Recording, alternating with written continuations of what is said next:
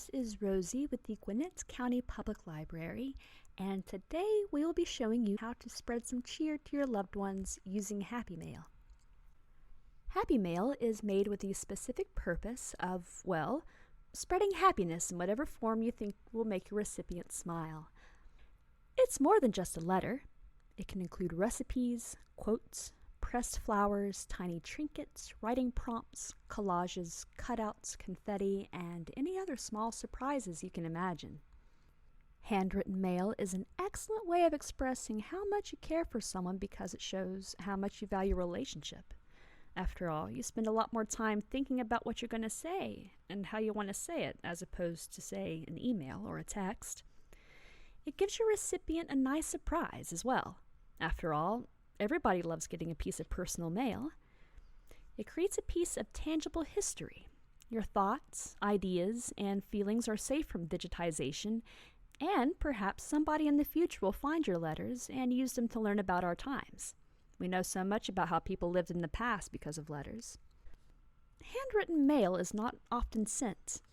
The average American household only receives about 10 pieces of personal mail per year, which corresponds to the U.S.'s 10 federally recognized holidays. When was the last time you sent a letter or card to somebody just because? Recently, the snail mail community has exploded in response to this furthering digitization of human correspondence. There's such a deep nostalgia for sending and receiving handwritten letters. Happy Mail has become a popular vehicle for this nostalgia, and letter-writing groups such as Worldwide Snail Mail Pen Pals and the Letter Writers Alliance have grown in membership. You can find all kinds of inspiration for your Happy Mail by searching sites such as YouTube, Instagram, and Pinterest. So, look around your home for inspiration. Gather old magazines, gift bags, greeting cards, stationery supplies, and your writing tools, and let's get started. To give you an idea of what a finished piece of mail might look like, here is an example. Since fall is just around the corner, I decided to create these pieces with the season in mind for a friend who loves sweater weather. Inside, I have the letter, a few writing prompts to encourage my friend to write back, an apple pie recipe, a handmade flip book with fall-themed quotes and song lyrics, an envelope pattern of my friend's favorite animal, the hedgehog, with a little piece of hedgehog trivia inside, and a little goodie pouch I have filled with stickers, a bookmark, and a few scraps of paper that I hope will encourage them to try making some happy mail as well. When I make my mail, I like to have a rough concept as to what I want to make. I love to come up with themes, though themes are really unnecessary for this. This friend has been feeling a bit blue lately, so I'm going to try to use a blue theme to cheer them up. When making your mail, it is important to be aware of the USPS postal guidelines so that what you are sending is not larger than what you intend. I like to try to keep my mail letter-sized, so it needs to be no thicker than 1/4 inch or wider than 11.5 inches, no longer than 6 1/8 inch, and no heavier than 3.5 ounces. If you do not have a postal scale or kitchen scale at home, you can always get your mail weighed at the post office. Let's begin with the envelope. Make it into something that really stands out in your recipient's mailbox by decorating it. Or you can try making your own envelope out of old newspaper or gift wrap. Take a used envelope, very carefully unfold it, lay it flat over your paper of choice, trace it out, and cut it out. Once it is folded, be sure to reinforce the ends with tape as this type of paper tends to be a little more fragile. Next comes the letter.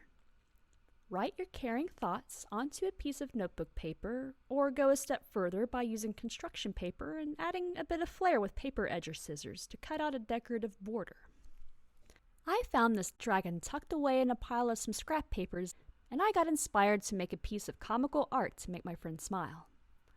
Think about your recipients and the things that they like. What makes them smile? Find your inspiration by flipping through old magazines, searching the internet for quotes, jokes, and funny pictures. My friend is a big reader, So I searched the GCPL catalog for blue-themed books and picked out a few top-rated titles.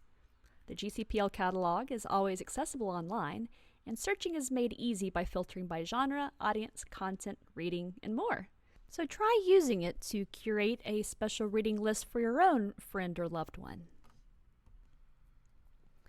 I searched the internet for various blue-hued patterns to include as a background and an envelope for this piece. Next comes my favorite part, the goodie bag. I have collected some bookmarks, stickers, feathers, and a few blue scraps of paper.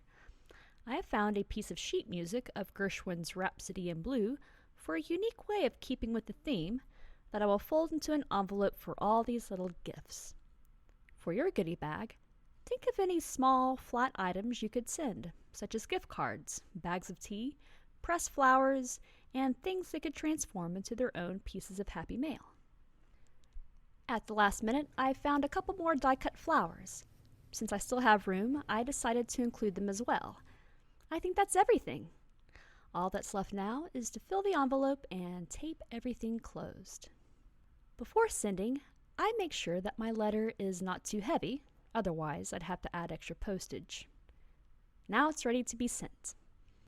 To encourage yourself to keep writing, always keep a stash of handmade stationery ready to be sent. I love taking out my craft supplies and making pieces while watching TV or listening to music. Still having trouble getting inspired? GCPL has tons of papercraft books that are certain to get your creative ideas flowing. Check out some of these today and send some happy to someone you love. We hope you enjoyed this program. Thank you.